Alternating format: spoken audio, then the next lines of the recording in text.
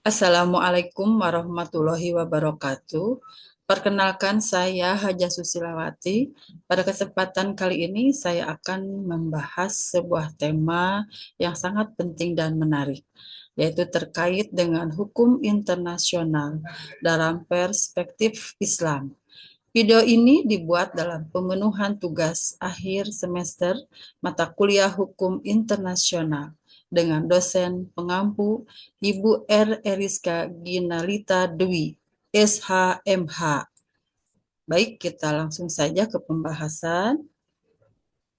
Hukum internasional merupakan cabang hukum yang mengatur hubungan antar negara, organisasi internasional, serta individu dalam lingkup global. Dalam Islam, meskipun tidak secara langsung disebut sebagai hukum internasional, prinsip-prinsip yang mendasari hukum ini sudah diajarkan sejak masa Rasulullah Shallallahu Alaihi Wasallam. 1. Pengertian hukum internasional dalam perspektif Islam.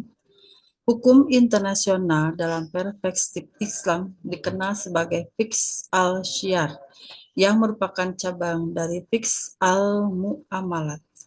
Istilah ini mengacu pada aturan dan prinsip yang mengatur hubungan antara umat Islam dengan non-Muslim, baik dalam kondisi damai maupun perang.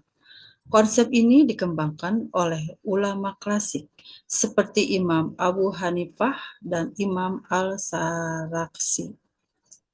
Dalam Al-Quran dan hadis, terdapat banyak pedoman tentang bagaimana umat Islam harus berinteraksi dengan pihak lain secara adil dan bermartabat.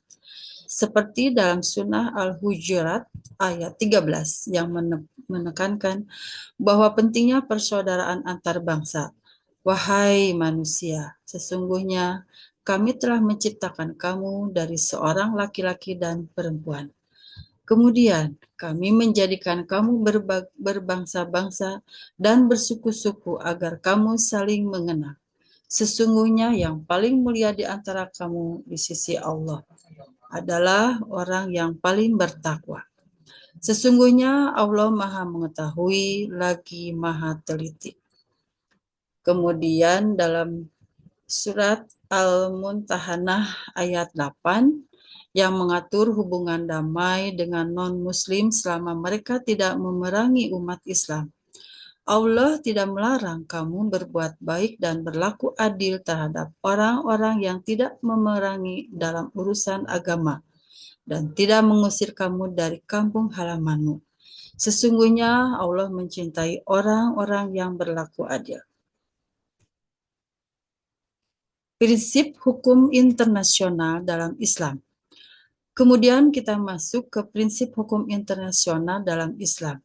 Islam mendorong prinsip-prinsip universal yang juga diadopsi dalam hukum internasional modern seperti prinsip keadilan dan kesetaraan, prinsip perdamaian, prinsip tidak melanggar kesepakatan, dan prinsip perlindungan non-kombatan.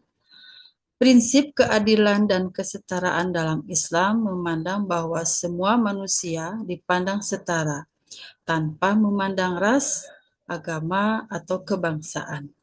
Prinsip ini juga mendasari hukum internasional modern dalam perlindungan hak asasi manusia. Kemudian prinsip perdamaian. Islam sangat menekankan perdamaian sebagai tujuan utama hubungan antar negara. Dalam sejarah banyak sekali peristiwa-peristiwa nyata bagaimana umat Islam menghormati perjanjian internasional. Kemudian prinsip tidak melanggar kesepakatan. Dalam Al-Quran surah At-Taubah ayat 4 menyatakan bahwa kesepakatan atau perjanjian yang telah dibuat harus ditepati, kecuali jika pihak lain melanggarnya terlebih dahulu. Kemudian yang terakhir, prinsip perlindungan non-kombatan. Dalam Islam saat terjadi peperangan sangat dilarang keras menyerang warga sipil, wanita, anak-anak, atau mereka yang tidak terlibat dalam konflik. Hal ini sejalan dengan hukum internasional modern, seperti dalam Konvensi Jenewa. contoh hukum internasional dalam sejarah Islam. Kemudian kita masuk ke contoh hukum internasional dalam sejarah Islam. Yang pertama yaitu Piagam Madinah. Piagam Madinah merupakan dokumen pertama dalam sejarah yang mengatur hubungan antar umat beragama dalam satu negara. Piagam ini melindungi hak-hak kaum Yahudi, Nasrani, dan Muslim untuk hidup berdampingan secara damai. Kemudian yang kedua, Perjanjian Hudaybiyah. Perjanjian ini menunjukkan bagaimana umat Islam menjunjung tinggi diplomasi meskipun harus menerima syarat yang berat. Hal ini menjadikan bukti bahwa Islam menjunjung tinggi perdamaian dalam hubungan internasional. Perbandingan dengan hukum internasional modern. Kemudian kita masuk ke perbandingan hukum internasional modern. Dalam persamaan dengan hukum internasional modern, Islam menekankan pentingnya perdamaian, keadilan, dan penghormatan terhadap hak asasi manusia. Kemudian keduanya juga memiliki persamaan dalam mengatur perlakuan terhadap tahanan perang dan larangan terhadap tindakan kejahatan perang. Dalam perbedaan dengan hukum internasional modern, hukum internasional modern bersifat sekuler dan diatur oleh kesepakatan antar negara. Sedangkan dalam perspektif hukum Islam didasarkan pada wahyu Allah Subhanahu wa Ta'ala dan ijtihad ulama.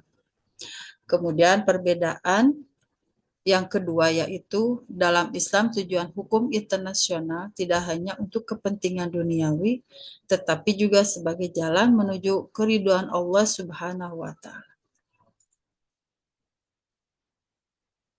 Relevansi hukum internasional Islam di era modern. Kemudian kita masuk ke relevansi hukum internasional Islam di era modern. Relevansi hukum internasional Islam di era modern terdiri dari diplomasi perdamaian. Dalam diplomasi perdamaian, nilai-nilai Islam seperti musyawarah dan syura dan keadilan sangat relevan dalam menyelesaikan konflik internasional. Kemudian dalam perlindungan hak asasi manusia, Islam mendorong penghormatan terhadap hak individu. Yang kemudian inti hukum internasional modern. Kemudian terakhir dalam keseimbangan global, prinsip ummah wahidah atau persatuan umat dalam menjadi landasan untuk membangun solidaritas global tanpa diskriminasi. Selanjutnya masuk ke sesi terakhir terkait dengan kesimpulan. Dalam hal ini, saya menyimpulkan bahwa hukum internasional dalam perspektif Islam bukan hanya sekedar aturan, tetapi juga pedoman moral dan spiritual untuk menciptakan kedamaian di dunia Islam. Di dunia Islam mengajarkan bahwa hubungan antar bangsa harus didasarkan pada prinsip keadilan, perdamaian, dan penghormatan terhadap hak asasi manusia.